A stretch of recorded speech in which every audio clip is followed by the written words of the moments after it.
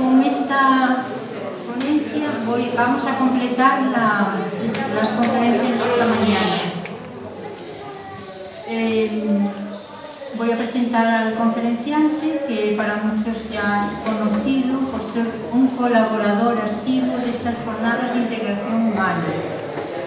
Comentaros que fue uno de los primeros, o sea, inició las jornadas estas con las primeras en el año 2000 y ha venido participando siempre que le ha sido posible.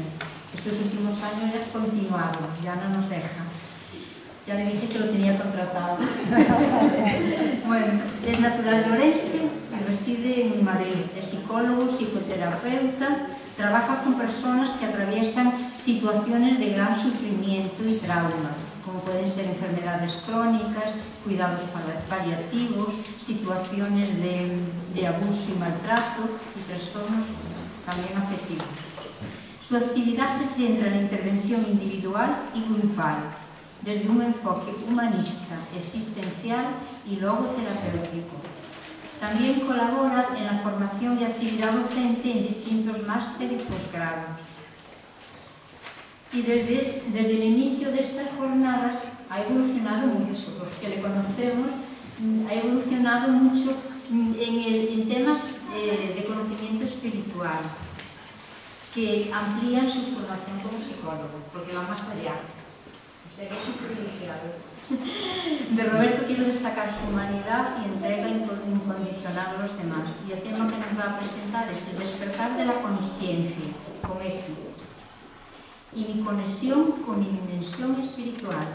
Pues a ver si conectamos con esa dimensión. Vamos. Venga. Pues dejo con... Gracias por tu presentación tan cariñosa, como siempre, Rosa. Se me oye bien, ¿no? Sí. Bueno, pues lo primero, agradeceros mucho que me permitáis estar aquí otro año, que no te canses de traerme y de seguir cometiendo el mismo error un año tras otro, que es creer que puedo decir algo, ¿no?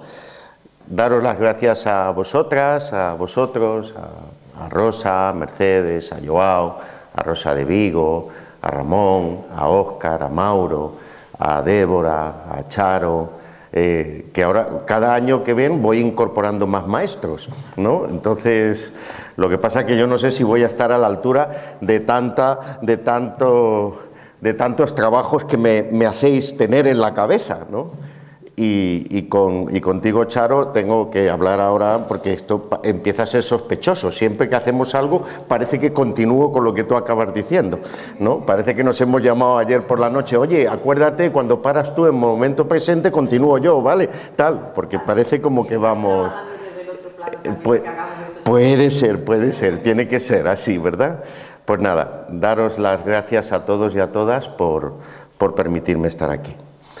Y como siempre, yo un año de esto le voy a decir a Rosa que nada más después de la presentación me deje a mí hablar, porque siempre que traigo una charla, por la noche la cambio, le doy 14 vueltas y todo lo que venía a hablar lo he cambiado ayer. Y no sé por qué, ¿no? No sé por qué, pero así lo voy sintiendo, ¿no? Y desde hace un tiempo, como me dejo ir, ¿no? Pues levanto las manos y digo, ¡hala! Tú déjate ir. Y ya si eso vamos viendo, ¿no? Desde que me eché una novia canaria, esto es lo que decir los canarios, ¿no? Veníamos ayer en el coche y le digo yo, bueno, entonces el sábado, ¿cómo hacemos? Entonces nos venimos, hacemos tal... Ya iremos viendo. Y digo, bueno, pues nada, no sé cuándo, me dice mi madre, ¿cuándo os vais? No sé, ya iremos viendo, mamá.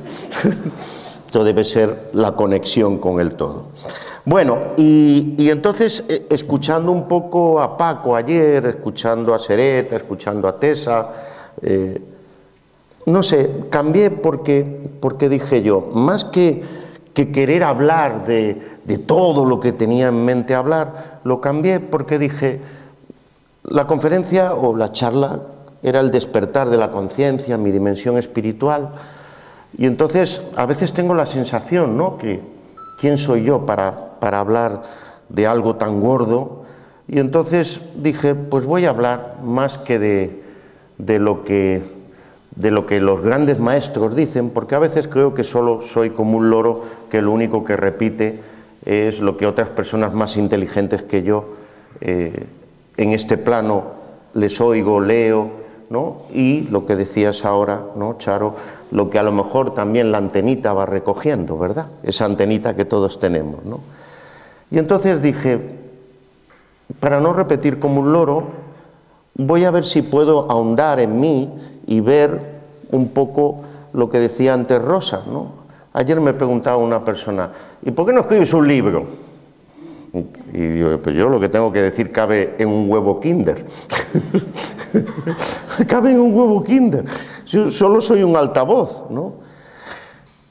Pues le voy a contestar a esa persona. Quizás a lo mejor viendo esto dirás, pues mejor no escribas un libro. Sabéis muy bien, ¿no? Y así lo vemos cuando decimos, bueno, pues vamos a trabajar el día a día, vamos a ganarnos el pan nuestro de cada día, ¿no? Y yo trabajo en un hospital 2 mañanas y en 2 clínicas privadas, ¿no? Y trabajo con alguien con el que voy compartiendo el pan nuestro de cada día. Los companis, los compañeros son los que compartimos el pan. Y entonces quería ver, yo como panadero, este pan que es la vida, ¿no? ¿Cómo me gano la vida? ¿En qué pongo mi yo, mi conciencia interna, mi yo profundo? ¿Dónde ponía el pan, ¿no?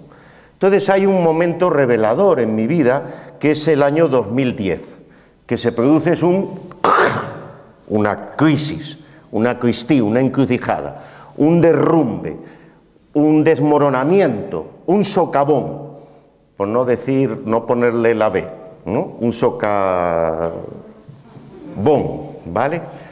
Y ahí todo cambia. ¿Qué pasa en el 2010? ¿Cuál era el pan nuestro, el pan mío de la vida? Y yo como panadero, ¿cómo vivía la vida? Ahí hay un momento muy revelador, porque esta persona que os habla, pues en el 2010, no quiero vivir, entro en una depresión. Yo ya llevaba años en el mundo espiritual, en la psicología, filosofía, antropología, en las IAS. Están los sismos y las IAS, ¿no? Que no las tías, las IAS, que no es lo mismo, ¿vale? Y ahí de repente, pues acabo en una unidad de salud mental, ingresado. Es la segunda vez que lo cuento en mi vida, ¿vale? ¿Por qué lo cuento? Lo cuento porque a veces uno tiene la sensación de que cuando se pone aquí lo tiene todo muy controlado, ¿no? Aquí están mis libros, aquí están mis métodos. ¿Y tú quién eres, Piltrafilla? Pues un caminante en el planeta Tierra que va haciendo su viaje. Pero en el 2010 hay un socavón, ¿no? Hay un socavón. Un año antes yo me divorcio, cambio de casa, cambio de trabajo, dejo a mis hijos, dejo el doctorado. Hay un libro que estoy escribiendo que funciona muy bien, ya he escrito un libro. Lo que pasa es que está firmado por otra persona. Lo vende bien, ¿vale? Lo vende bien, sí. Lo vende muy bien, porque era quien me lo estaba maqueteando, ¿no? Hay otros 2 también, que son 2 dosieres de cursos que también se están vendiendo muy bien, ¿sí? Pero no tiene mi nombre tampoco, ¿no? Hoy no, pero en aquel entonces, me explico lo que quiero decir. Estaba como en la película No Solar, cuando entra André Louis a la habitación y le ve a su esposa con el otro. Y venía del otro lado, venía ya muy limpito, pero cuando lo ve... Entonces, de repente, yo me pregunto, ¿qué pasó allí, no? Yo de panadero tengo tanto como de bailarín de ballet ruso. Entonces he intentado, no entiendo, de hacer el pan. Se me da muy bien comerlo, pero hacerlo se me da muy mal, ¿no? Nunca lo he hecho. Entonces he mirado cómo se hace el pan, ¿no? Y en ese pan nuestro de cada día, donde yo ponía toda la intensidad en hacer ese pan, cuál era mi rollo, cómo nutría a mi yo, pues el pan tiene 4 momentos. Lo primero, se hace la mezcla. ¿no? ¿Y qué lleva el pan? Harina, agua y sal. Y tiene la masa madre, el fermento, que es la harina y el agua, ¿vale? Y después hay panes que se hacen con esa harina, ¿vale? Que se hacen con esa harina fermentada, o se puede hacer con la levadura. La levadura es un hongo.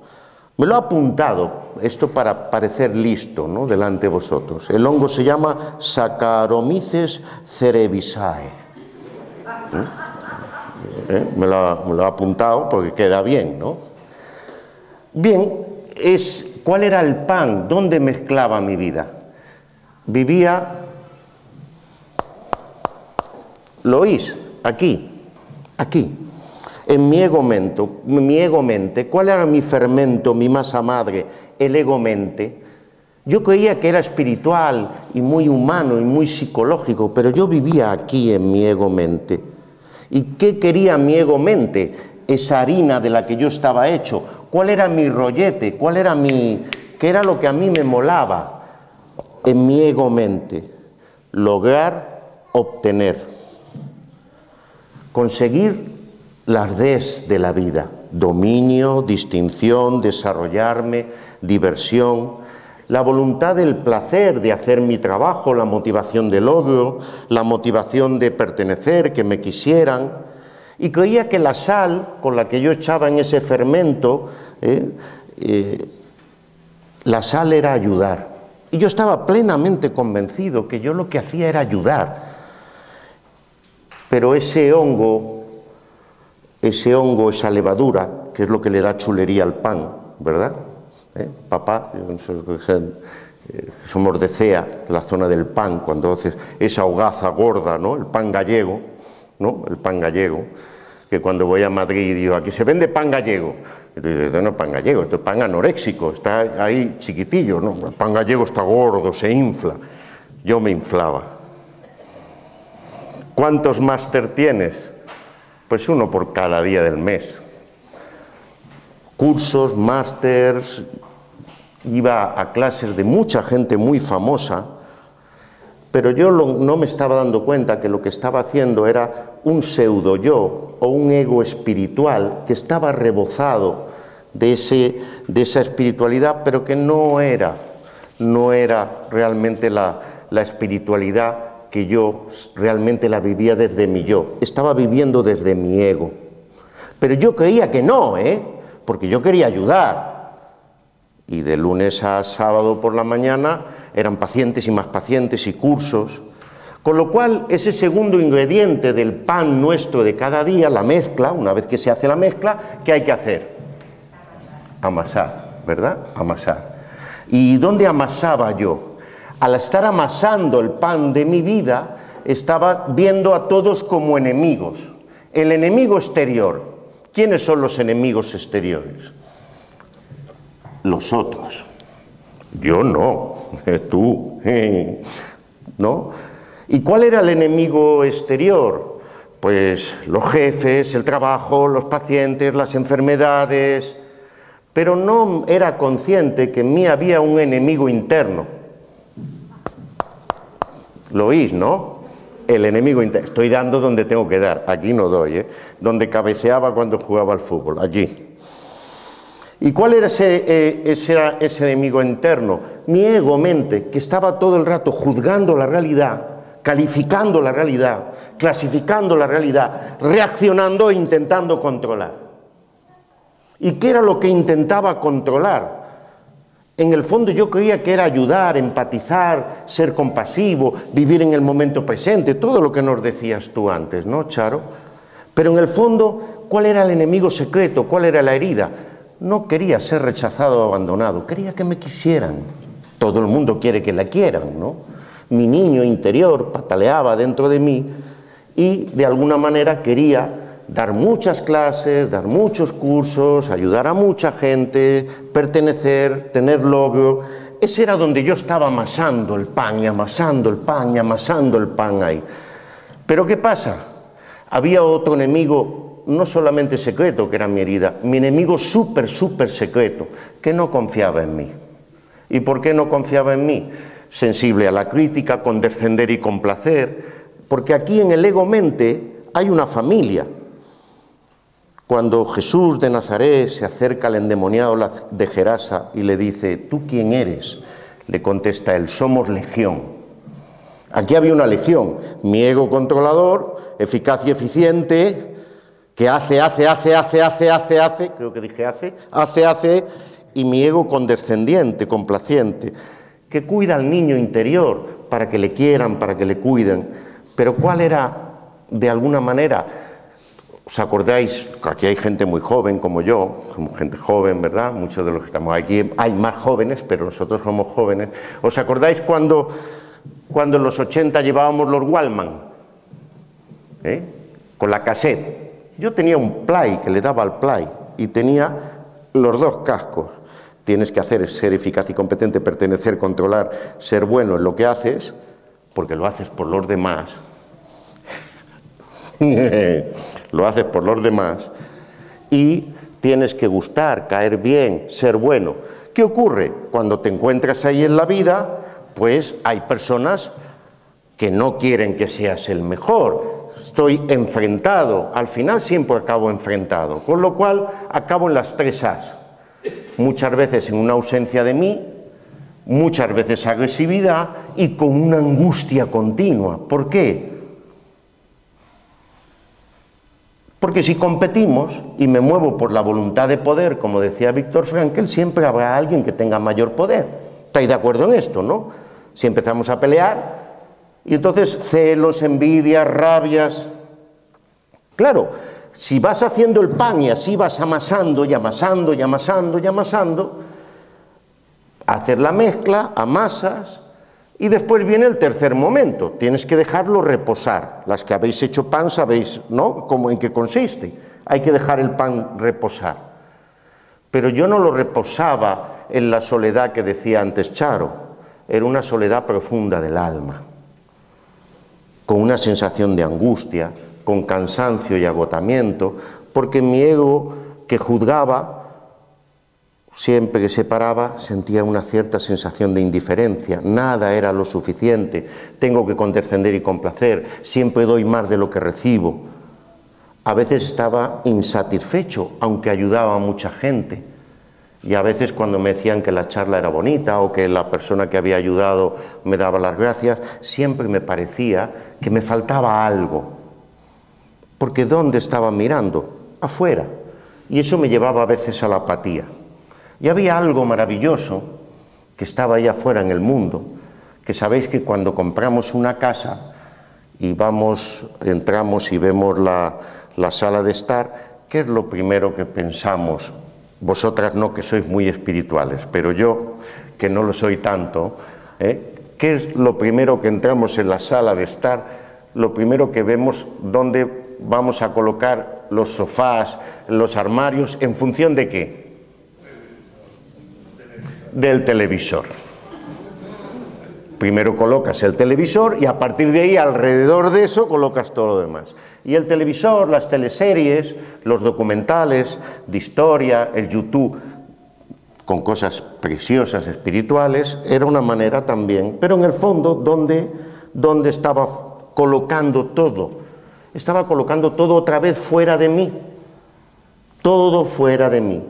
Entonces, mi ego-mente hacía el pan, lo mezclaba con el ego y las cosas del ego, amasaba, siempre buscando fuera, y cuando reposaba, lo que había era mucho ruido que había que acallar con estas cositas que nos han inventado.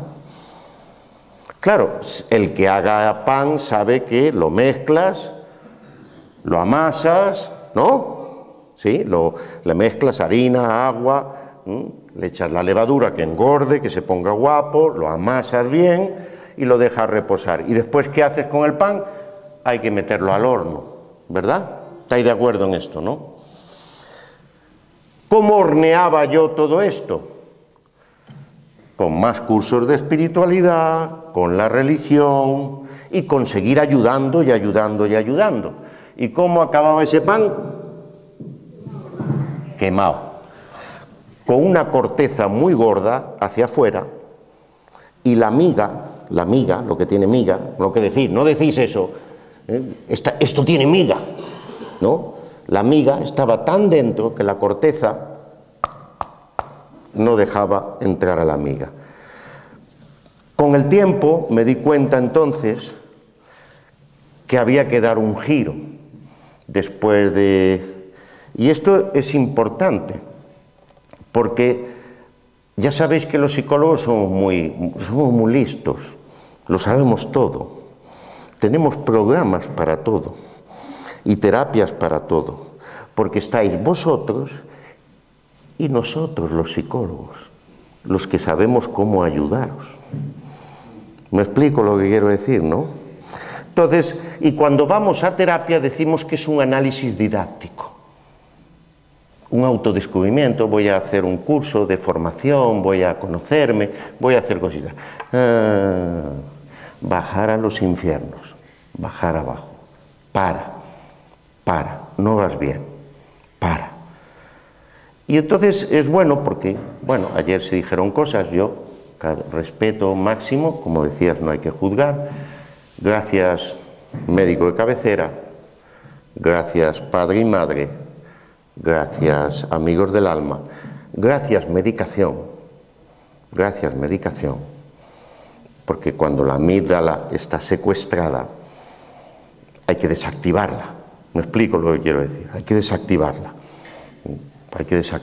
Gracias que me la desactivaron, y pico pala con un buen psicólogo, un buen psicoterapeuta, que me hizo una cabronada, si me permitís la expresión, ¿vale? Que fue el último día de julio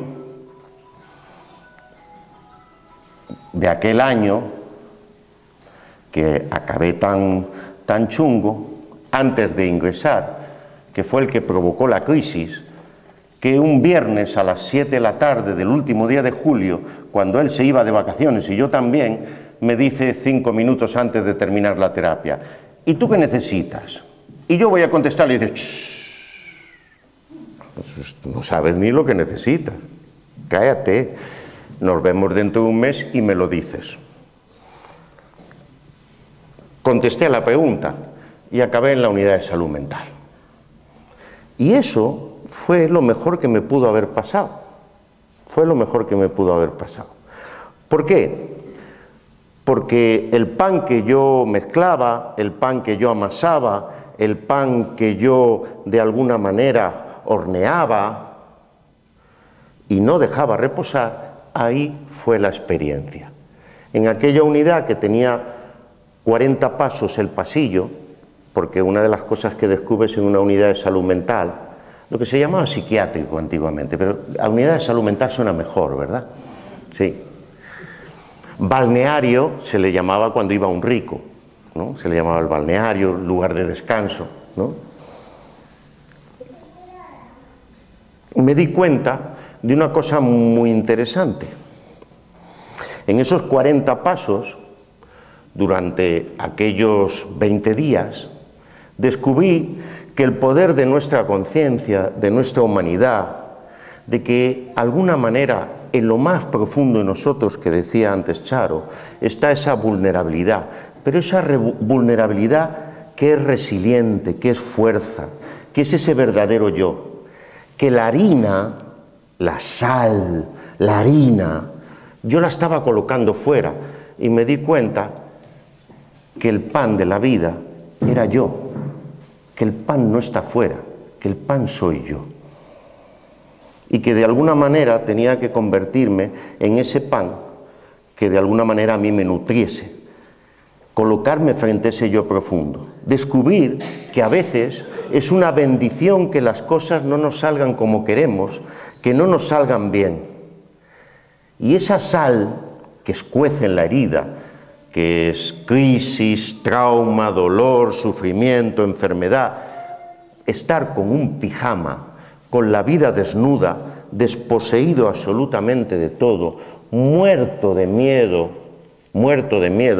porque en aquella unidad de salud mental yo dormía con otro. ¿Me dejáis que sea malo? Dormía con un loco, a la puerta cerrada. ¿Sabéis lo que es eso? Diría él, a ver ¿qué le pasaba a este otro? Claro, nos mirábamos por el uno al otro a ver quién de los dos se brotaba antes. ¿Me explico? Con lo cual nos mirábamos con mirada sospechosa el uno al otro. Es una experiencia terrible. No me pasó nada, no me pasó nada, no me pasó nada. Salí entero por delante y por detrás, no me pasó absolutamente nada. ¿Vale? Es una aclaración importante. Lo que sí que me pasó fue uno de los momentos más avergonzantes de mi vida, donde más estigmatizado y más dolido me sentí, porque le dije a mi padre, allí el neceser lo tenías que coger, la bolsa de aseo te la daban, te duchaban y te caía el agua 3 minutos y medio, te daban una esponja para hacerte la lavadita rápido, pero no te dejaban meterte en la habitación, tenías que ir a algunas terapias que tenían ahí, ¿no? Y ibas con gente. ¿Sabéis cuál es la persona que más miedo da en una unidad de salud mental? Uno mismo. No vayáis, no seáis tan espirituales. Pensar en sentido común. Cuando pensáis en alguien que está mal, ¿quién asusta más? ¿Quién? Bueno, en alto. Cuando tú eres enfermera de una unidad de salud mental, ¿quién te asusta más? El que está agitado, nervioso y que está gritando, ¿no? No. Buenos días, el que va andando con su pijama, tranquilo, porque te miraban las enfermeras diciendo, ¿y este? A ver cuándo se brota este, a ver qué le pasará a este. ¿Me explico lo que quiero decir? Ese es el que más miedo da. Exacto. Y entonces cuando me dice mi padre que venían a verme una vez al día, media hora, dicen, bueno, ¿qué hago yo? Estoy muerto de asco aquí, aburrido. Y me dice, me ha dicho la enfermera que te podemos traer un libro. Y yo le digo, bueno, papá, cógeme el libro que tengo en los 2, 3 libros que tengo encima de la mesilla donde yo trabajo. Y claro, estaba trabajando en la interpretación de los sueños de Jung, la interpretación de los sueños de Freud, el mundo onírico, y entonces mi padre cogió la interpretación de los sueños de Freud. Claro, cuando llegan y abren la bolsa las enfermeras y sacan el libro de Freud, pues fui el descojone de la planta. El loco estudiando al loquero. ¿Me explico lo que quiero decir? Claro, pero esto que hoy me hace mucha risa, cuando yo oía a las enfermeras descojonándose de la risa, a mí se me empezó a caer una lágrima, porque me sentí desposeído de todo, criticado, enjuiciado, y la gente se estaba riendo de mí. ¿Me explico lo que quiero decir? Entonces, en ese momento de caída, me vino algo fantástico, porque fui a la biblioteca que estaba allí, y entonces vi un libro, que es uno de los libros que más han influenciado mi vida, y lo he leído por segunda vez, y quiero leerlo una tercera vez. La Divina Comedia de Dante. Estaba allí, muerta de asco, y dije, bueno, pues no me dejáis leer a Freud, pues seguramente Dante es mucho más interesante, además rima. Entonces, ¿y qué descubrí? Que bajar a los infiernos no tenía mi dulce Beatriz conmigo,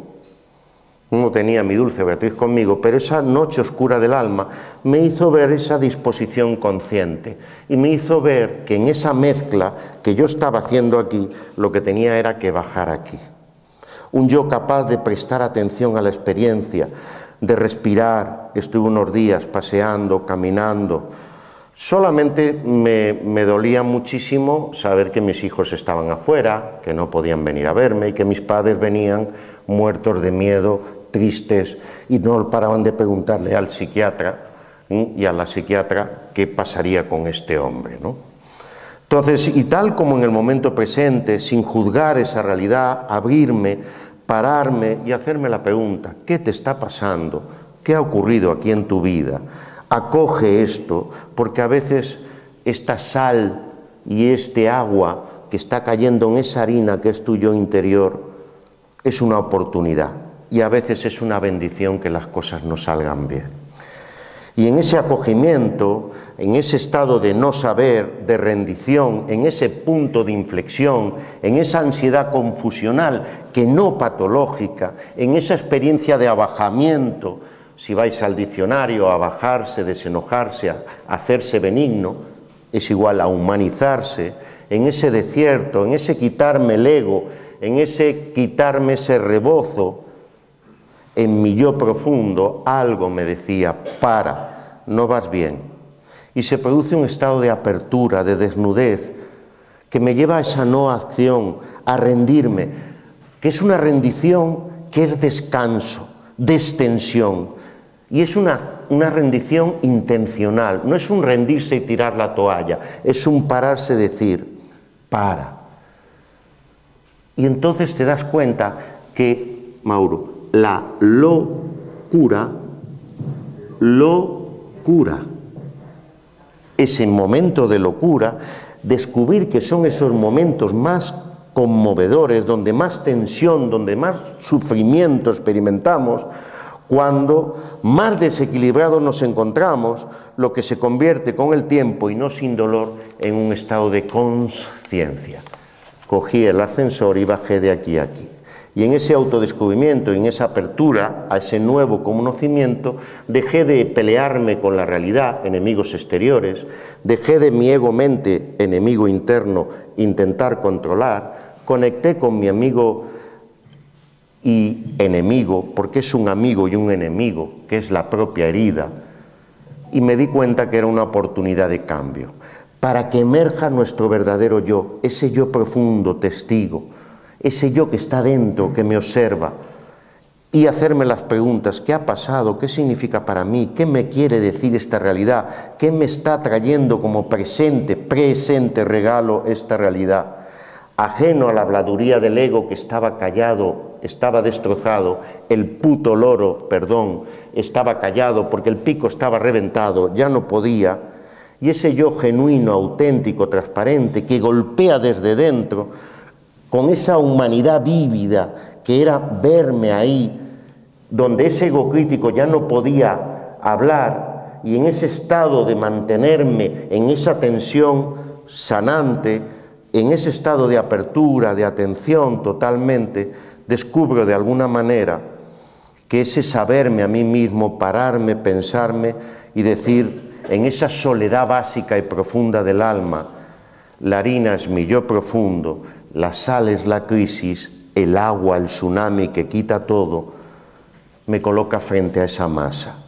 Y me doy cuenta que en esa masa lo que veo es que en vez de juzgar la realidad, de reaccionar, de controlar, voy a intentar discernir, hacer luz, tratar de comprender y tratar de aceptar.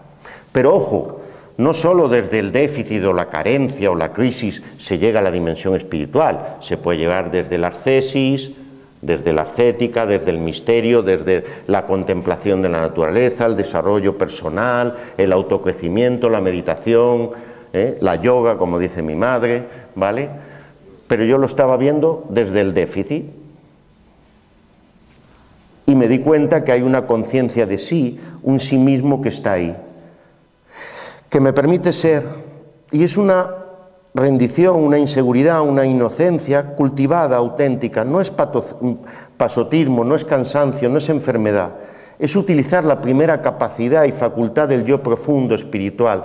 Voy a distanciarme, el autodistanciamiento, me voy a echar hacia atrás, dar un giro y tratar de ver si hay algo que pueda preguntarme a mí mismo, romper esa reflexión y en esa salida decir, lo primero, utilizar la primera actitud de ese yo, dejar de amasar, de golpear, de exprimir la vida, de colocar el pan fuera y empezar a aceptar. Y dejar que saliera de una manera intuitiva, reflexiva, incluso de una forma rara y extraña, algo en lo profundo. ¿Y qué sale en lo profundo? Lo primero, la humildad, asumir el riesgo, el abandono, ser auténtico.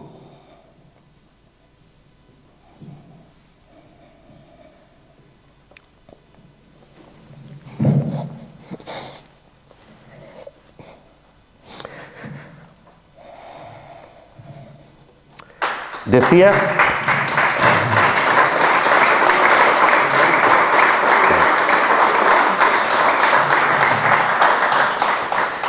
Y recordé lo que decía mi maestro Jung, uno de mis maestros: enloquecer no es un arte, pero extraer la sabiduría de la locura, esto sí que es el colmo del arte.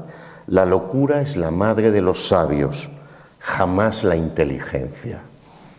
Claro, viendo la vida de Kardec también, claro, cuando él se arriesga y pasa y cambia todo y empieza todo el mundo a dejarle de lado, claro, ese proceso es muy doloroso, ¿no? Entonces, esto de aceptar, ¿no? Yo lo tenía muy claro, daban cursos, muchísimos cursos en másteres en la universidad sobre la aceptación, pero coger esa palabra, cogerla, abrazarla, sentirla, en ese autodistanciamiento, en ese salirme de mí y en esa libertad de la voluntad, y acoger esa actitud de la aceptación y verme vulnerable, verme con un pijama, caminando por una unidad con personas con grandes enfermedades, me dije: sí, Roberto, estás enfermo, acéptalo. Eres vulnerable, eres débil, eres una persona que tiene que vivir esto. No voy a resistir la experiencia, voy a permitírmelo en su total desenvolvimiento. Voy a sentir, a mirar, a seguir leyendo el libro, voy a detectar cuando actúo frente a mí mismo o en contra de mí mismo. Y voy a asumir aquí y ahora lo que me está pasando. Voy a amar lo que soy. Soy un enfermo mental, que he tomado malas decisiones y que he querido quitarme de en medio. Y no quiero dramatizar, por X circunstancias no lo conseguí.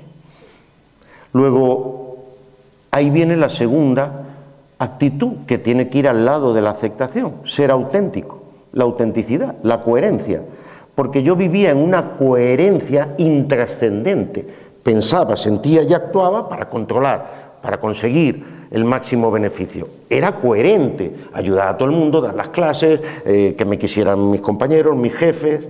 Vivía en una coherencia, pero en una coherencia intrascendente, porque no me llevaba más que al dolor, al sufrimiento y al abandono de mí, a la extrañeza, a la enajenación. Y entonces voy a mirar y a asumir mi sombra, a abrazar mi sombra. Y recordaba todo lo que había leído, tenía que recordarlo y apuntaba en papelitos porque no podía tener libros, ¿no? Pero mira tú por dónde. La Divina Comedia de Dante pues me ayudó, ¿no? Cuando Dante entra al infierno, se encuentra un cartel que pone: todo el que entre aquí abandone toda esperanza. Dice: yo ya estoy ahí. Y el infierno de Dante es como el Corte Inglés, pero al revés. En vez de 7 pisos para arriba, son 7 pisos para abajo. Y vas pasando por todos los pecados capitales. Entonces yo fui viendo todos mis pecados capitales. El de la lujuria, cariño, ya sabes que no es el mío. Por desgracia, ¿verdad? El mío era el de la soberbia. Tenía un ego espiritual soberbio. Era una persona muy soberbia. Entonces, sin rechazo, sin reproche, sintiendo el estrés y la angustia de verme ahí, de fluir con mi experiencia, puedo de alguna manera cambiar el foco y hacerme la pregunta: ¿y ahora que lo sé y con esto qué? ¿Qué puedo hacer? Entonces recordé otra vez las palabras del maestro. Me había leído El hombre en busca de sentido 3, 4, 5 veces y entonces dije: pues este puede ser, salvando las distancias, mi campo de concentración. Entonces me hice la primera facultad del ser humano, de la dimensión espiritual, es el autodistanciamiento, con todo lo que nos ha contado Charo muy bien. La segunda facultad es la libertad de la voluntad. Yo puedo decidir hacer algo con esto. Tengo la vida desnuda, me veo así, veo que no puedo controlar lo que ocurrió ni lo que estoy sintiendo, pero yo puedo dirigir, tercera facultad del alma, mi voluntad de sentido. Y entonces voy paseando por la planta y me ocurre algo muy bueno, muy bonito y maravilloso. Voy hablando con las personas de la planta y algunos pasean conmigo, 40 pasos. Eran 40 pasos, ibas allí, dabas la vuelta, volvías otra vez. Una y otra vez. Me río del confinamiento, de los que dicen. 40 pasos. 20 días, 40 pasos. Siempre dije que si escribía un libro se titularía 40 días, 40 pasos, 20 días, 40 pasos. Y entonces Pepito me contaba su vida. Manolito me contaba su vida. Me pedían opinión. Y todas las mañanas, cuando salían del psiquiatra, los pacientes que tenían la consulta paseaban conmigo. Y de repente, yo sin pretenderlo, sin quererlo, sin proponérmelo, de forma intuitiva, que hablará Débora mañana seguramente de esa intuición, yo sentía desde dentro que aquello era lo mío, que todo el mundo me revelaba su rollo. Y me dice uno, tú no serás psicólogo. Y digo, no. Y dice, ¿por qué lo dices? Es que, fijaos, ¿no? Quien a veces decimos que no se entera. Tienes las gafas con la lengüeta para afuera, esta, y pones un bolígrafo aquí. Y sabes escuchar. Tú debes ser psicólogo. No, yo no, psicólogo, no. Y cantó el gallo 3 veces. Y yo dije, yo no soy psicólogo, ¿no?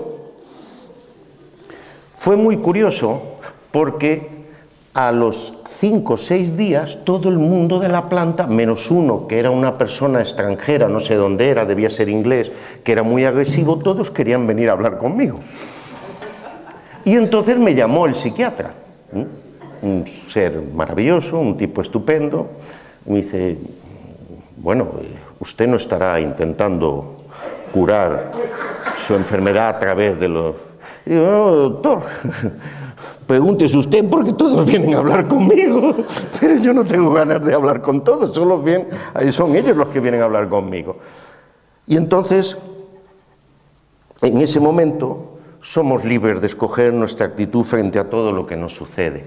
Y recordé al maestro, al hombre se le puede arrebatar todo salvo una cosa, la última de las decisiones humanas, la elección de la actitud personal ante lo que te está ocurriendo, ante tus enemigos exteriores. Entonces me dije, no sé si sois vosotros, los amigos invisibles, no sé si eres tú, Señor, no sé si soy yo, pero debe ser que esto es lo que tengo que hacer yo.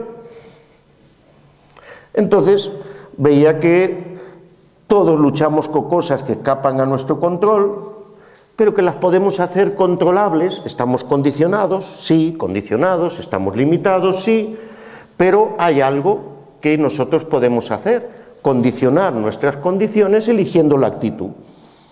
Y entonces abrazo mi sombra, sé que esa rigidez mental está ahí, esa inflexibilidad, y decido de alguna manera que cuando salga de ahí yo voy a hacer lo único que sabía hacer, que era hacer terapia, ayudar a la gente. Algunas personas me siguieron llamando después, sí, me pidieron el teléfono, yo se los di, o sea, me salté las normas, porque ¿cuál es el comportamiento sano de un preso,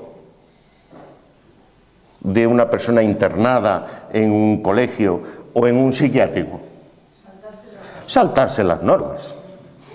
Eso es lo más sano que existe. Entonces me dije que lo que tenía que hacer es salir al mundo y hacer lo mismo que de alguna manera me había llevado allí, pero desde otro lugar.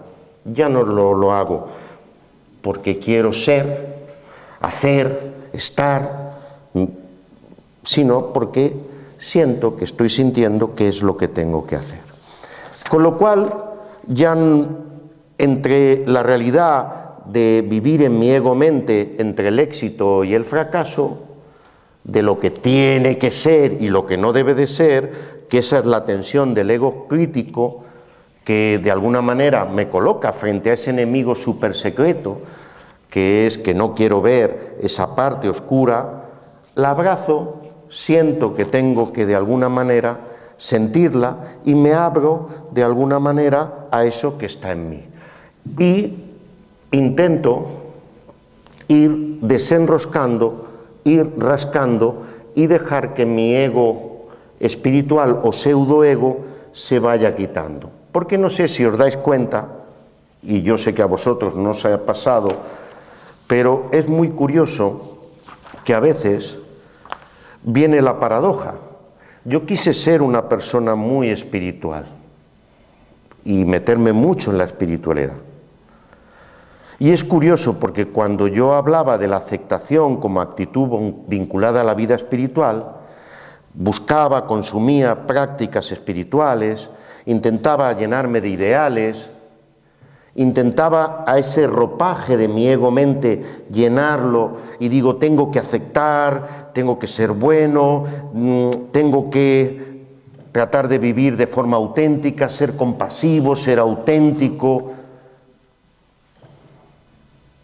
Pero en el fondo seguía amasando y seguía intentando luchar, resolver, solucionar el dolor de otro, la muerte, como si no pasara nada. Veía mi experiencia, el mundo y los otros, y seguía entrando en conflicto entre la persona que quería ser y la que debía ser. Y vuelvo a caer en ese yo ideal. Y pienso que tengo que aceptar, que tengo que mirar, que tengo que asumir. ¿Y la paradoja cuál es? Que cuanto más intentaba aceptar, cuanto más intentaba asumir, cuanto más intentaba sentir los sentimientos que tenía y permitirme estar donde estoy, me daba cuenta de que esa no era la verdadera aceptación, porque en el fondo seguía igual de cabreado, de celoso, de envidioso, de miedoso, y en el fondo me cabreaba conmigo mismo. Y entonces me di cuenta que la verdadera aceptación es que no hay ninguna experiencia que nos aparte de la aceptación, y que esta sensación de sentirme y darme permiso y colocarme frente a mí mismo y ser yo, y ahí darme cuenta que esa resistencia a aceptar también puede ser aceptada, y que en el fondo, y esto no es un juego de palabras, que aceptar, que no acepto, esta es la verdadera aceptación. Lo que decía antes muy bien, que lo decía, por eso decía que enganchábamos, ¿no? No tienes que ser una persona diferente, ideal, justa, ecuánime, espiritual y mear Coca-Cola. No, sé tú mismo. Intenta conectar y entender las cosas como son, en mí, aquí, ahora. Tener el coraje y la humanidad, cor cordis, coraje, corazón, de aceptar de forma auténtica y amable quién eres. No es ser y actuar de una determinada manera, ese es el objetivo del tu yo ideal. El objetivo no es ser más perfecto, sino más real. Ámate a ti mismo, sé amable contigo mismo, porque esta es la única medida que tienes para amar a los demás. Ser una persona completa. Asume tu sombra y tu luz. Intenta seguir superándote. Sigue leyendo. Que Joao te explique Alan Kardec. Vete a los YouTube de Débora e intenta verlos. Hazte los ejercicios de Pacín. Vete a los cursos de Rosa. Lee tus libros. Respira, medita, reza. Entra en una iglesia. A mí me gusta entrar en una iglesia. Conecta con algo más superior. Vete a la montaña, pero antes de subir a la montaña para estar solo contigo mismo en esa soledad serena, conviértete en alguien que merezca la pena estar solo. Porque si no estás con el peor cabrón que existe, tú mismo, con ese ego, y entonces intenta de alguna manera estar ahí parado. Lo que nos daña, lo que nos hace sufrir, es la resistencia a no querer pensar, sentir y actuar de una determinada manera.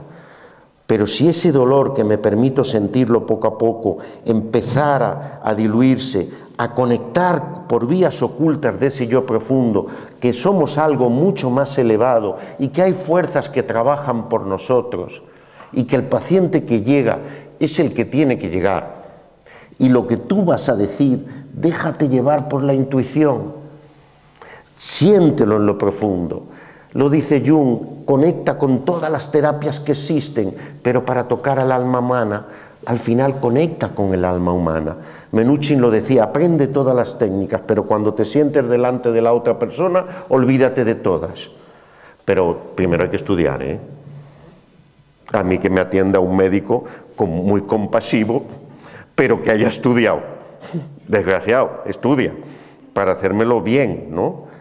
Entonces, al final, esas vías ocultas del yo profundo se acabarán liberando en el alma si no presiono al dolor. Frente a la impotencia no puedo, a la desesperanza no podré, a la indefensión no lo conseguiré. Esa intuición que nos salvará, y no, eso hablas tú mañana seguro, Débora, dejo salir eso.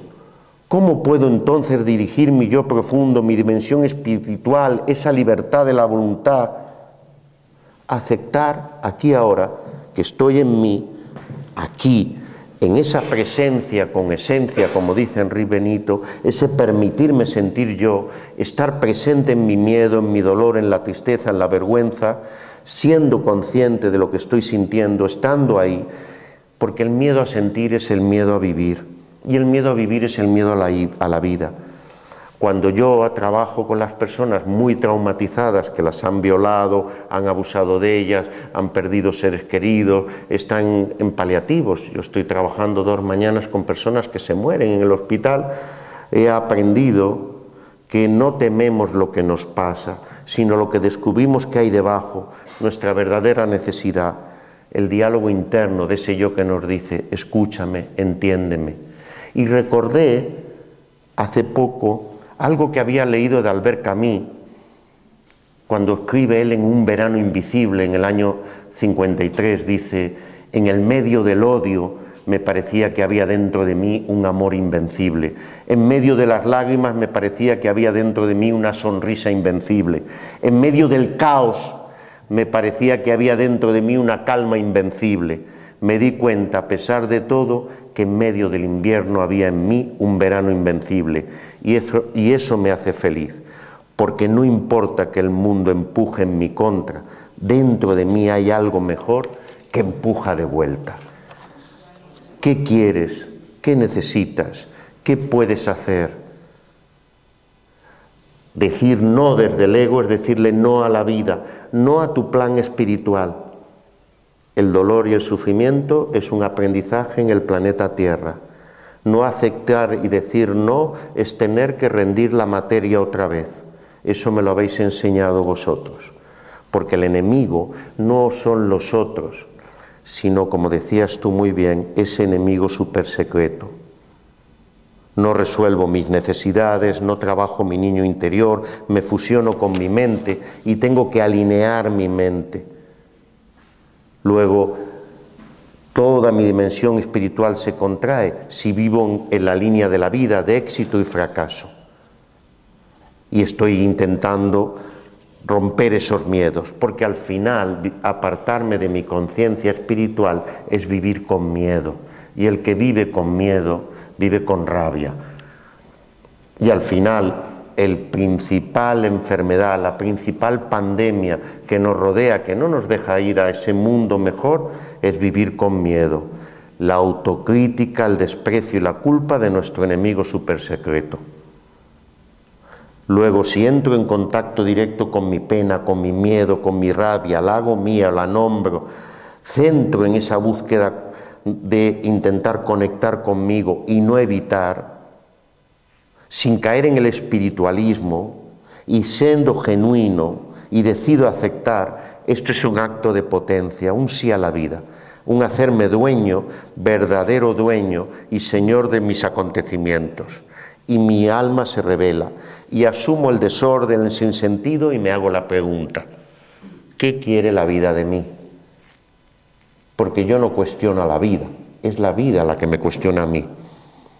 Tengo la experiencia, sentido que en el fondo de las cosas hay un yo y que ese yo puede decidir.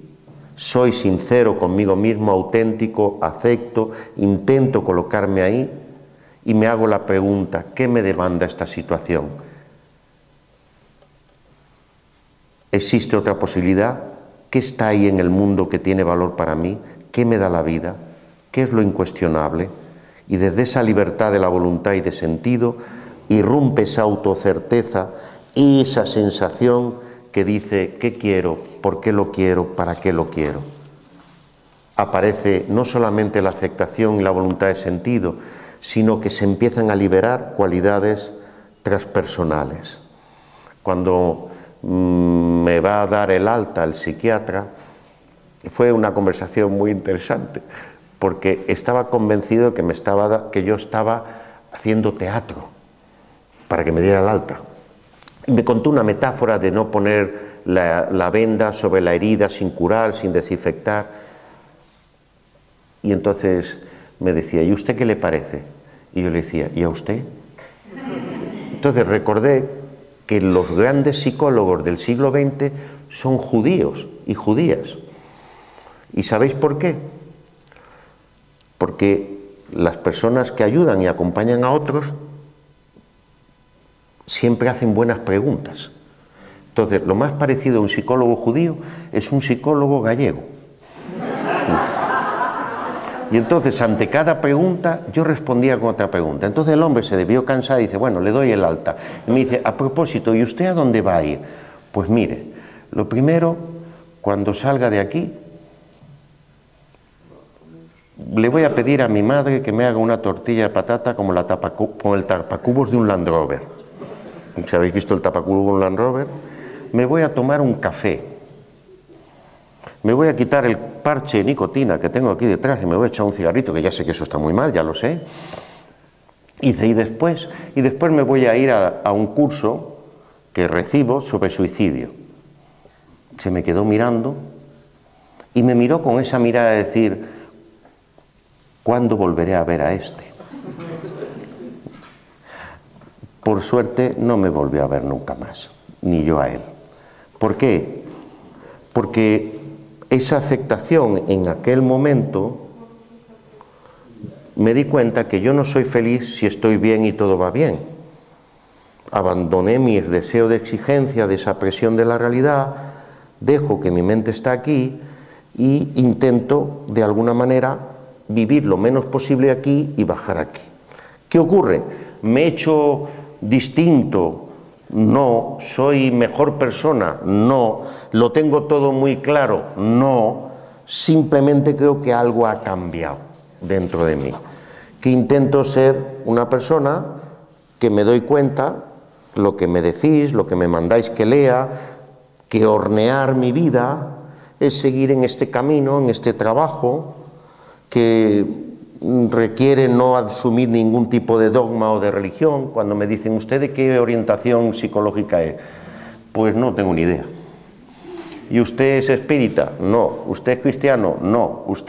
Yo no sé qué soy. Yo solo sé que intento asumir todo aquello que me haga sentirme bien, auténtico, genuino, y que lo que realmente la comprensión profunda y verdadera es comprender de primera mano, estar en mi centro, aceptar el sentido. Sigo todavía dándole vueltas y hice una cosa que creo que me ayudó mucho hace un tiempo, que esto no lo sabe, que me estás escuchando ahí. Me dice mi padre cuando vamos al cementerio, me dice, ¿qué hijo? ¿Viste el chalet? Porque ya sabéis que un gallego, ¿no?, lo más grande para un gallego es ya tener su sepultura al lado de su iglesia, en su casa, en su aldea. Dice, pues no, paiciño, no la vi. Dice, pues vete a verla, que ya lo han hecho. Entonces, en un día como hoy, de lluvia, de viento, ¿no? Y dice, bueno, pues ahora voy, pero mira, voy a hacer primero un pis, y ahora nos vemos si eso, ir hacia el coche. Y entonces bajé, y ahí estaba el nicho. Y entonces hice una cosa que creo que me ayudó bastante, porque estaba en ese mogollón del testigo interior enraizado, de abrazar la realidad presente, de ser compasivo, y dije, me voy a meter dentro un rato, a ver qué pasa. Y entonces me hice 3 preguntas cuando estaba metido dentro, que por cierto, para salirme me costó un huevo. Un huevo Kinder, quería decir.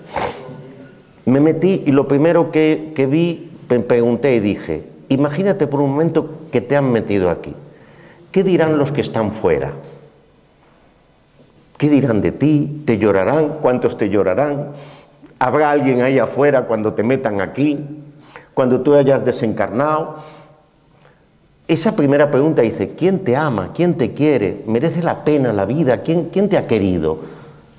La segunda pregunta que me hice es, ¿dónde pongo las estanterías para poner los libros, dónde enchufo el ordenador, y me di cuenta que no posees nada, que no controlas nada, que no tienes nada, que desnudito venimos y desnudito nos vamos. Recordé aquello que decía mi abuela Manuela, que decía: ay, hijo mío, aquí no va a quedar nada. ¿Tú has visto un camión de la mudanza detrás del coche fúnebre?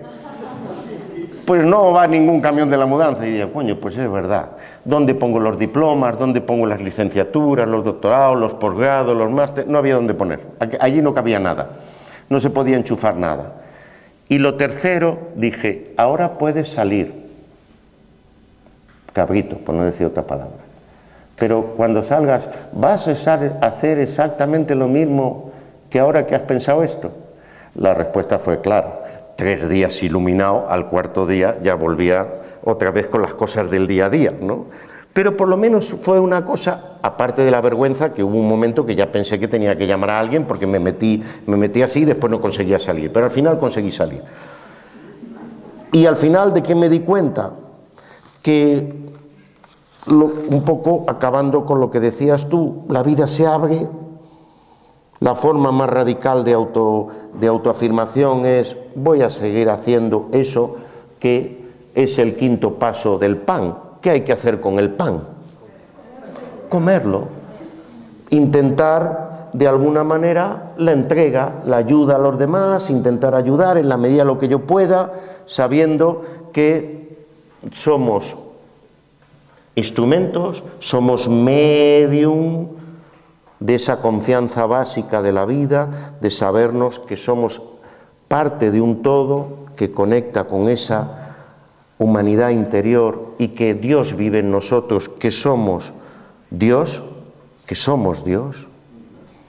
porque hay algo que nos sostiene, esa parte nuestra, y que hay una resiliencia, una capacidad de descentramiento, y que lo único que interesa, y te das cuenta que al final el amor no lo es todo. Siento decirlo, el amor no lo es todo. El amor es lo único. Solo es el amor.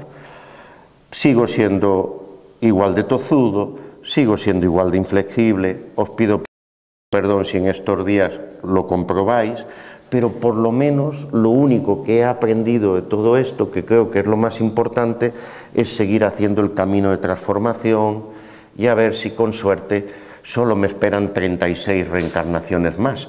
A ver si solo a la 36 algo ocurre y todo lo que contáis se acaba produciendo. Pero mientras tanto, caminante hace el camino, ¿no? E intenta en la medida de lo posible amar lo que eres, amar lo que son y amar lo que somos, porque en definitiva esa es la verdadera transformación. Si consiguiéramos hacer lo que Charo nos dijo y vivir desde esa manera, pues intentaríamos hacer el mundo un poco mejor. Pero la clave está en nosotros. La salida no está fuera, la salida está dentro. Pero cuesta tanto, Mauro, cuesta mucho. Ojalá solo fuera con mindfulness, meditación, los cassettes de Spacín y todo. Pero cómo cuesta, Dios mío, cómo cuesta. Pero quizás en eso está, en la tensión está el reto, ¿no? Si no, ya seríamos dioses. Ya seríamos dioses, y quizás el camino es la revelación, ¿no? El despertar de la conciencia es sentir esa conciencia que está fluyendo en camino. Pues que Dios os bendiga y muchas gracias. Muchas gracias. Gracias. Gracias.